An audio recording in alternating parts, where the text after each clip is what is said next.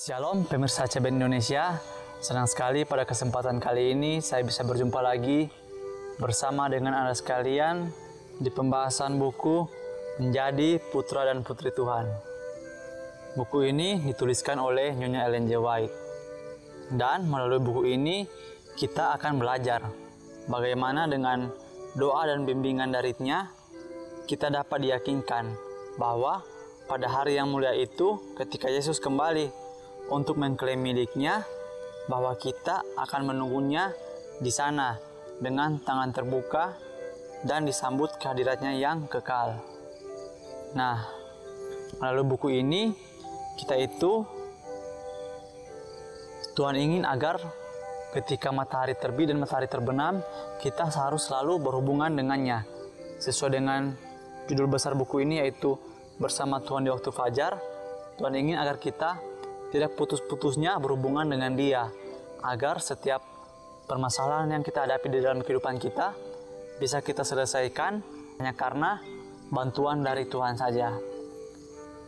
Pada kesempatan kali ini saya akan bawakan bacaan yang terdapat di dalam halaman 50. Tapi sebelum saya lanjut memasuki pembahasannya, saya ingin agar saudara sekalian mengundang orang-orang di sekitar saudara untuk duduk menonton bersama, sehingga firman yang akan saya bawakan sebentar dapat kita semua dengarkan, diskusikan, dan kita pahami bersama-sama. Dan melalui hal tersebut, firman itu dapat kita hidupkan juga di dalam kehidupan kita setiap harinya. Bacaan kita kali ini berjudul Tuhan Mencari Domba-dombanya. Ayat intinya terdapat di dalam Yeskiel 34 ayat 12 yang berbunyi, seperti seorang gembala mencari dombanya pada waktu domba itu tercerai dari kawanan dombanya. Begitulah aku akan mencari domba-dombaku, dan aku akan menyelamatkan mereka dari segala tempat kemana mereka diserahkan pada hari berkabut dan hari kegelapan. Nah, jadi melalui ayat inti ini, buku ini akan membahas mengenai siapa sih gembala itu dan siapa sih domba-domba yang dimaksudkan di dalam firman Tuhan. Kita masuk pada pembahasannya. Orang boleh menyangkal pengakuan kasihnya. Mereka dapat mengembara jauh dari Dia. Mereka dapat memilih Tuhan yang lain.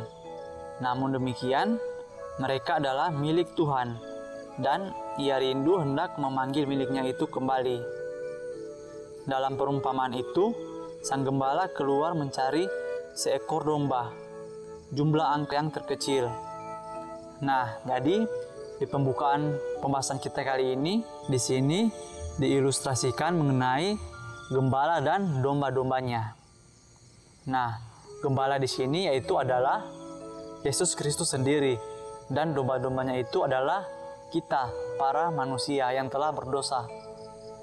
Dan di sini juga dikatakan kita itu boleh saja menyangkal pengakuan kasihnya, yaitu kasih Yesus Kristus. Dan mungkin kita saja itu pergi mengembara jauh dari Dia, dan kita memilih untuk menyembah Tuhan yang lain atau mengikuti gembala yang lain. Tetapi meskipun demikian, kita ini adalah milik Tuhan, dan meskipun kita telah pergi jauh darinya, tetapi Tuhan itu tetap setia mau mencari kita dan membawa kita kembali ke dalam kawanan domba, yaitu ke dalam tempat orang-orang benar berkumpul. Meskipun kita telah pergi jauh darinya, tetapi apabila kita merasa bahwa jalan yang kita pilih itu adalah jalan yang salah dan kita ingin kembali, maka Tuhan itu tetap mau menerima kita apa adanya. Dan dikatakan juga di dalam perumpamaan ini, meskipun di dalam suatu kawanan domba itu hanya satu ekor domba yang hilang, tetapi gembala tersebut ia rela meninggalkan kawanan domba tersebut untuk mencari satu ekor domba itu yang hilang. Begitu juga Tuhan Yesus kita, meskipun Ia memiliki banyak sekali umat-umatnya di dunia ini, tetapi apabila kita menjadi salah satu dari domba yang hilang itu, maka Tuhan itu tetap ingin mencari kita dan membawa kita kembali ke jalan yang benar. Demikianlah jika satu jiwa saja yang hilang, Kristus akan mati bagi satu jiwa itu. Domba yang telah tersesat dari kandang adalah domba yang paling tidak berdaya dari segala makhluk. Ia harus dicari oleh gembala, karena ia sendiri tidak bisa menemukan jalan kembali. Nah, selanjutnya juga pelajaran yang bisa kita ambil yaitu kita ini bagaikan domba yang tersesat. Dan apabila domba itu tersesat dan terpisah dari kawanannya, ia merupakan suatu makhluk yang paling lemah. Begitu pula dengan kehidupan kita. Mungkin ketika kita berada di dalam kawanan, kita itu merasa kita bisa melakukan segala sesuatu dengan kemampuan kita. Dan kita merasa itu adalah sesuatu hal yang kita capai hanya karena kemampuan kita. Dan apabila kita terpisah dari kawanan kita, dan kita berada di kawanan atau lingkungan yang baru, lingkungan yang belum kita ketahui, kita itu akan menjadi makhluk terlemah di lingkungan tersebut.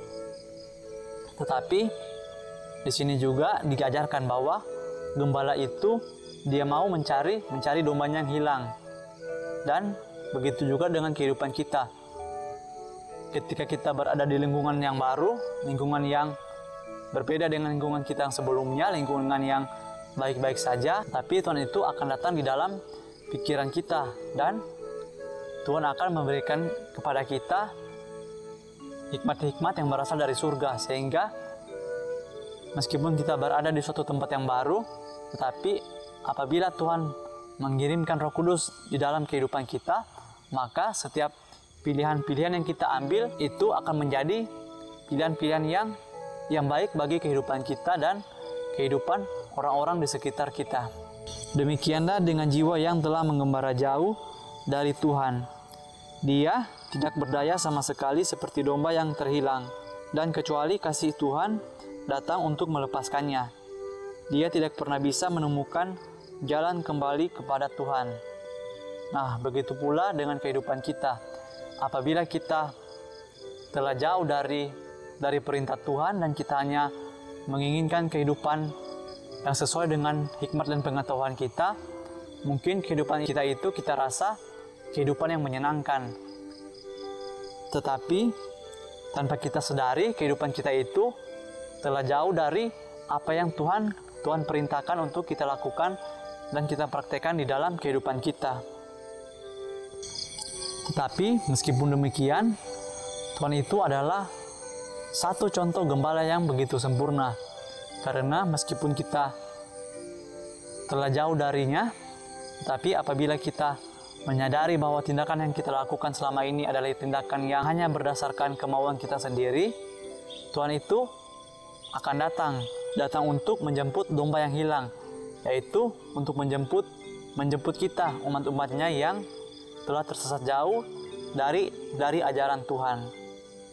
Selanjutnya juga, gembala yang menemukan bahwa salah satu dombanya hilang, tidak kelihatan lalai terhadap kawanan domba yang sudah terkurung aman, dan berkata, "Saya masih mempunyai 99 domba, dan banyak sekali kesulitan yang akan saya alami kalau pergi dan mencari seekor domba yang tersesat."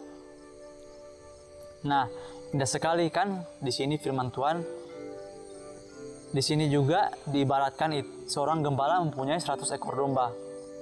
Dan ketika domba yang satu hilang, gembala tersebut tidak berkata, "Saya masih mempunyai 99 domba di sini.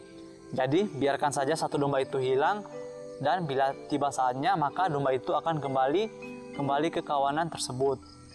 Tetapi di sini digambarkan bahwa sesosok gembala yang sejati, yaitu Tuhan Yesus sendiri, ia mau merelakan dan meninggalkan 99 domba itu untuk mencari satu domba yang hilang. Dan begitu juga di dalam kehidupan kita. Tuhan mau mencari kita meskipun dia melihat kita ini hanya sebagian kecil saja dari umat-umatnya, tetapi apabila kita memiliki kerinduan dan keinginan untuk kembali bersama di jalan Tuhan, maka Tuhan akan meninggalkan 99 domba tersebut untuk mencari satu domba yang hilang, yaitu umatnya yang memiliki keyakinan dan kepercayaan untuk bersama-sama dengan Tuhan. Biarlah dia kembali, dan aku akan membukakan pintu kandang dan mengizinkan dia masuk. Tidak, begitu domba itu tersesat, gembala itu merasa sedih dan cemas. Ia menghitung dan menghitung kembali kawanan domba itu. Ia meninggalkan 99 domba yang berada dalam kandang itu dan pergi mencari domba yang tersesat. Akhirnya, usahanya itu diberi pahala. Yang hilang telah ditemukan. Perumpamaan itu tidak berbicara tentang kegagalan, melainkan tentang sukses dan kesuksesan karena penemuan kembali. Di sini terdapat jaminan ilahi bahwa tidak satupun dari domba yang tersesat dari kandang Tuhan itu dibiarkan. Tidak satupun yang tidak diberi pertolongan. Setiap orang yang mau menyerahkan diri untuk ditebus, Kristus akan melepaskan kita dari lubang kejahatan dan dari onak duri dosa. Kutipan ini diambil dari buku Seri Membina Keluarga Jilid 4, halaman 137 dan 138. Nah, selanjutnya juga, apabila Tuhan melihat kita itu telah melenceng dari ajarannya, maka Tuhan itu akan mengirimkan Roh Kudus untuk memperbaiki kehidupan kita. Dan juga di sini dituliskan bahwa terdapat jaminan ilahi bahwa tidak satupun dari domba yang tersesat dari kandang Tuhan itu dibiarkan. Tidak satupun yang tidak diberi pertolongan. Nah, jadi di sini ada sebuah janji yang begitu indah. Apabila kita mau menyerahkan diri kita untuk ditebus oleh Tuhan, maka Tuhan itu tidak akan membiarkan kehidupan kita menjauh dari ajarannya. Mungkin saja ketika kita menjauh dari ajaran dan didikan Tuhan, Tuhan tidak langsung menjemput kita pada saat ini juga, besok, tetapi Tuhan mungkin saja membiarkan kita untuk menghadapi segala pencobaan di dalam kehidupan kita, sehingga dari pencobaan-pencobaan yang kita hadapi itu, iman kita itu lebih bertumbuh lagi menjadi iman yang lebih dewasa di dalam kerohanian. Sehingga apabila waktunya tiba, gembala itu, yaitu Tuhan sendiri, akan mengambil kita dan mengumpulkan kita kembali ke dalam kawanan-kawanan domba yang benar. Mungkin ini saja bacaan yang bisa saya sampaikan kali ini. Kiranya melalui bacaan Tuhan mencari domba-dombanya, kita itu bisa sadar bahwa gembala yang 100% yang benar itu adalah Tuhan sendiri, sehingga melalui contoh dan tabiat dari gembala yang benar ini, kita juga bisa mempraktekannya di dalam kehidupan kita setiap harinya. Bahwa ketika kita memiliki domba yang tersesat, kita tidak boleh membiarkan domba tersebut, tapi kita harus mencari juga domba yang hilang itu. Sekian bacaan kita kali ini, sampai bertemu lagi di pembahasan berikutnya. Saya bawa dalam nama Tuhan Yesus, terima kasih, amin.